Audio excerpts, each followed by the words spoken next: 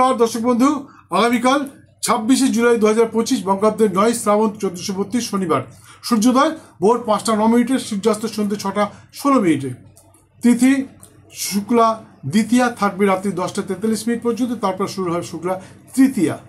আগামীকাল বিকেল 3টে 52 মিনিটের মধ্যে যে সমস্ত শিশু সন্তানের জন্ম হবে তাদের হবে কর্কট রাশি, বিপ্রবর্ণ, অশ্লেষা নক্ষত্র, দেবাড়ি বা রাক্ষসগণ, মার্জার্য, এবং বিংশতির মধ্যে তাদের জন্ম হবে বুধের মহাদশায়। এদের নামের অধ্যক্ষর যদি ড অথবা হ দিয়ে রাখা হয় তাহলে শিশুটি সৌভাগ্যবান তথা বংশের নাম উজ্জ্বলকারী হতে পারে। কিন্তু আগামীকাল বিকেল 3টে 52 মিনিটের পর যে সমস্ত শিশু সন্তানের জন্ম হবে তাদের হবে সিংহ রাশি, ক্ষত্রিয় বর্ণ, মখা নক্ষত্র, দেবাড়ি বা রাক্ষসগণ, মুশিকজন, এবং বিংশতির মধ্যে তাদের জন্ম হবে কেতুর মহাদশায়। এদের নামের অধ্যক্ষর যদি ম অথবা ট দিয়ে রাখা হয় তাহলে শিশুটি ভবিষ্যতে সৌভাগ্যবান তথা বংশের নাম উজ্জ্বলকারী হতে পারে।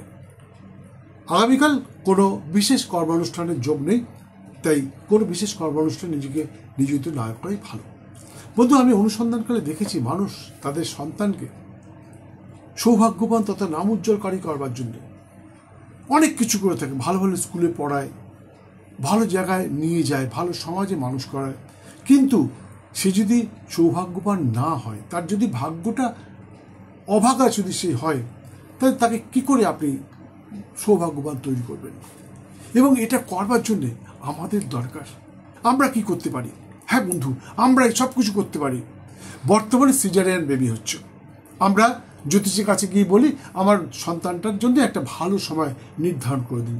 জ্যোতিষশাস্ত্রকে একটা বিচার করে বলে দেয় যে এই সময়টা ভালো, আপনি এখানে এই সময় আপনার সন্তানকে প্রসব করাতে পারেন, সিজারিয়ান বেবি করাতে পারেন, প্ল্যানিং সিজার যেটাকে বলা হয়, যেটা বর্তমানে হচ্ছে, সেটা আপনি করাতে পারেন। তাহলে আপনার সন্তানটি সৌভাগ্যবান হবে।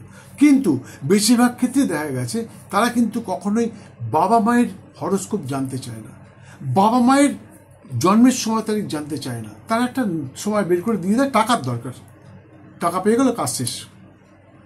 এই জন্যেই জ্যোতিষের প্রতি মানুষের বিতৃষ্ণা, কেন তার টোটালটা খুলে বলে না। আমি বলছি বন্ধু, টোটালটা খুলে। হ্যাঁ বন্ধু, নিজের পড়াই করব না, এটাই সত্যি।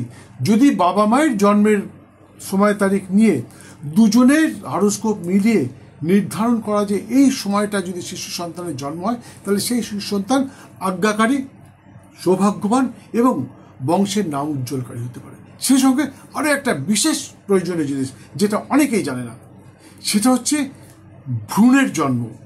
হ্যাঁ বন্ধু, যে শিশু সন্তানটি জন্মাচ্ছে তার ভ্রূণটা কোন সময় জন্মালে সেই শিশু সন্তানটি সত্যি সত্যি আজ্ঞাকারী তথা বংশের নাম উজ্জ্বলকারী হবে, সেটা নির্ধারণ করবার জন্য আপনার কোনো বিশিষ্ট জ্যোতিষশাস্ত্রবিদ কাছে যেতে হবে এবং সেই সময় আপনাদের মিলন ঘটিয়ে সন্তানের ভ্রূণের জন্ম দিতে হবে।